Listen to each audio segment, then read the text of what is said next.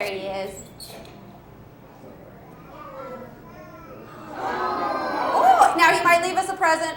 It happens every time. Oh, you guys remember, you eat, you poop, right? Yeah, that's how it works. Hi. Do you want that? There you go. Good boy. Now, this is my friend Willie. Any guesses what he is? He's a parrot. You are right, but he's not just any parrot. He's what's known as a severe macaw. Now, he's related to all those big macaws you see at the zoos, the blue and golds and those scarlet macaws, but this is as big as he's ever going to get. He's what's called a mini macaw. So, well, he might be little, and he's a bit of a youngster. Any guesses on how old he might be? Anybody want to guess? What you think? 6. Wow. You look good. 5. 6. All right, guys. Oh, 700. Okay. Not that high. No, my friend Willie here, he's a bit of a youngster, but he's 22 years old. Yeah. The reason why I say he's a youngster is because this guy can live to be over 80 years old. So he's got a nice long life ahead of him. Now, everybody always wants to know with my friend Willie, can he talk? Guys, can parrots talk? No. Nope, you're right. They can't talk. They can do something that's called mimicking. So it's copying what you say. So really? That's not what I said. Thank you. So if I go outside and I say, hello, Willie, what does he say back to me? Hello, Willie. It's never hello, Bree. It's always hello, Willie. What would I have to do to go get him to say hello, Bree? I'd have to go outside and say hello to myself, which I might feel kind of weird, but that's what I'd have to do to get him to say hello, Bree. Now, let's see if he does have anything to say. You ready? That's not it. Can you say hello? Good boy. Can I have a kiss? Good. Willie, wanna? Yeah, there you go. That's a good boy. Now, do you think from way up high, up in the emergent layer, you'd hear hello and cracker and... Now, there's not a lot of people living in the rainforest, but he might make monkey noises, jaguar noises, even other bird noises, because that's what he would hear out in the wild.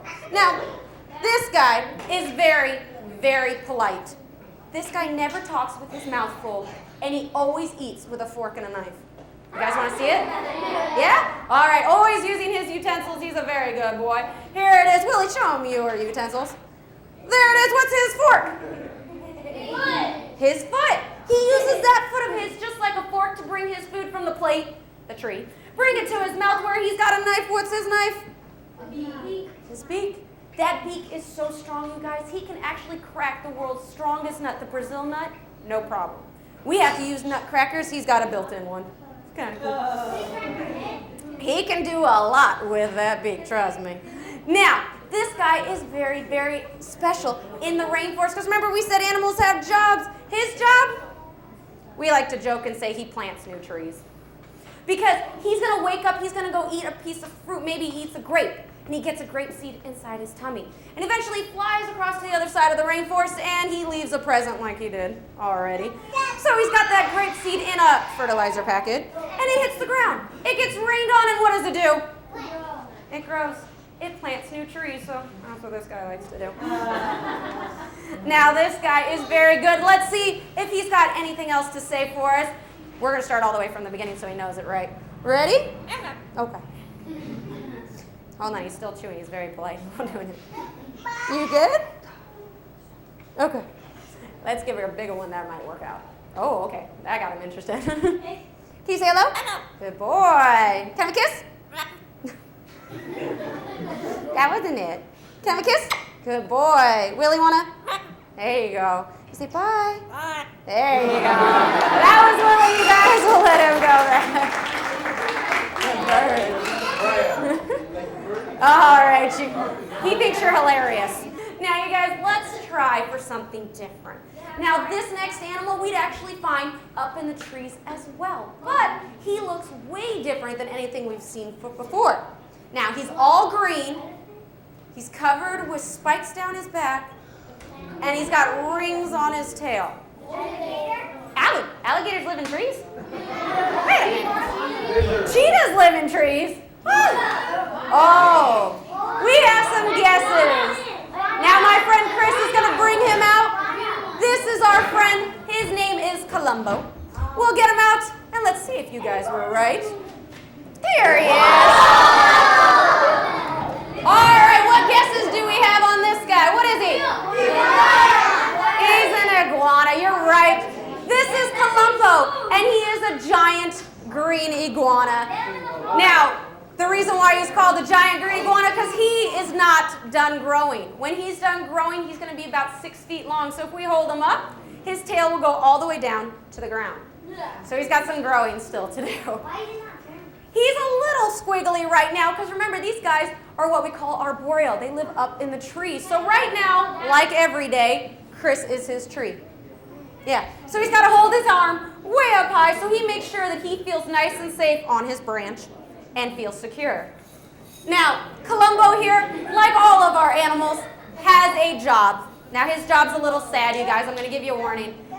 His job in the rainforest is to be food for other animals. Yeah, that's sad. No, he isn't though. The ones in the wild are. No, it is sad, but it's very important because you know what? Not only animals eat this guy, but humans do too. So, he's got another nickname that we like to call him. He's what we call our superhero.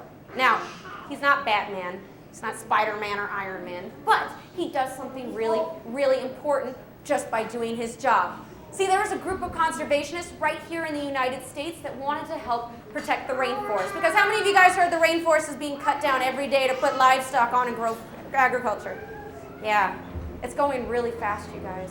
So a group of conservationists up here took a bunch of iguanas, they went down to the Amazon. And in the Amazon, people actually own part of the rainforest. So they go up to a farmer and say, hey, I'll give you 100 iguanas if you promise not to cut down your part of the rainforest. He thinks about that and says, okay, I'll give it a shot. He puts those 100 iguanas out in his part of the rainforest, and eventually those 100 turn into 200, and then they turn into 400, and then they turn into 1,000, and now he's got enough food to feed his family and also take to market and to sell. So do you think he's going to want to chop down his part of the rainforest? No. No, he's got a great business going right now. So that's why we like to call this guy my superhero. He's helping to protect the rainforest for all the other animals that call it home. But I think we need to figure out if we were a monkey how we would eat this guy. Do we want to grab him by his face? No, why? Can we bite? Yep. It's big and it's scary. And you know what? It's supposed to look that way. It's called ornamentation. It's supposed to look big and scary and intimidating so you don't come at him from the front. All right. Should we grab him by his feet? No. Why? He can scratch you. He can scratch you. He's got those long nails to shred you. No, I'm just kidding. Remember, he lives up in the trees. This guy is what we call an herbivore. So what does he eat?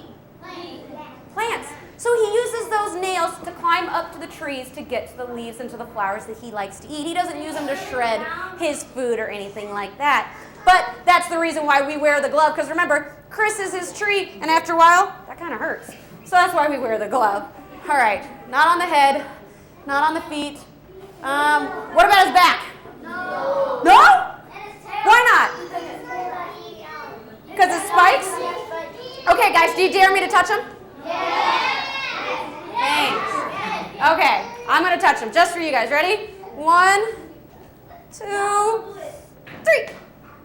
Guys, they're wimpy. They don't do anything. That's another form of ornamentation. It's supposed to look big and scary so you don't grab them on the top, but they don't do anything.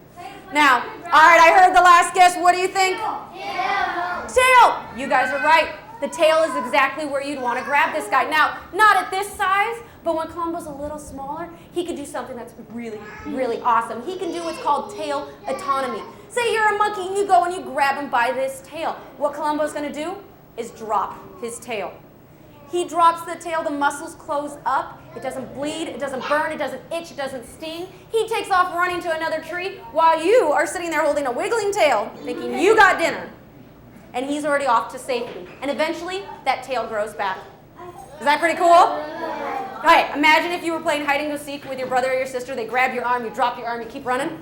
I would have won so many more times, but we can't do that. These guys can. Now, is there anybody brave enough to come meet this guy? Now, what's your name? Have you ever met an iguana before? No. Usually the answer we get. Okay. Now, in order to meet my friend Columbo, there's a very, very important rule. And the rule is you have to make friends. Does that make sense? Yeah, it's kind of nice. So on the count of 3, I need you to give him a kiss. Ready? Go ahead. Right on the lips. Come. No? No? You sure? It's really cute. No, I'm just kidding. You know better. Good job.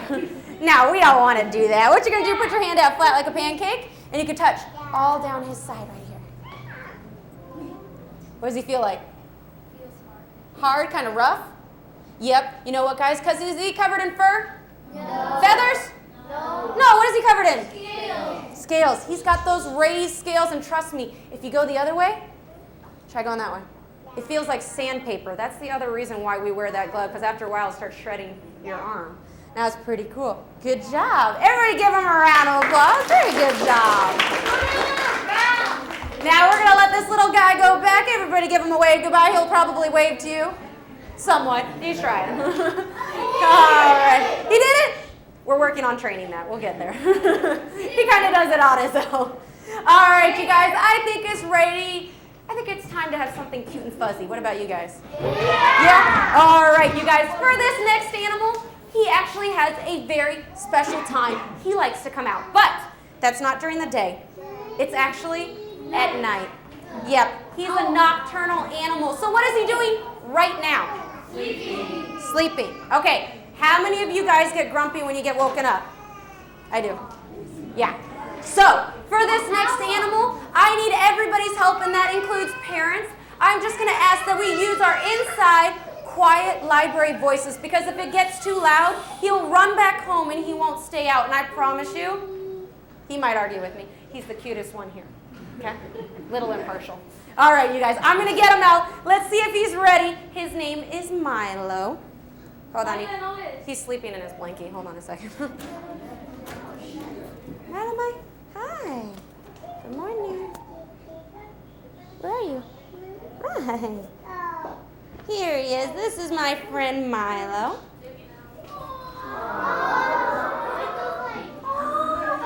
This is my friend Milo, and Milo is what's known as a kinkajou or a honey bear from the rainforest of South America.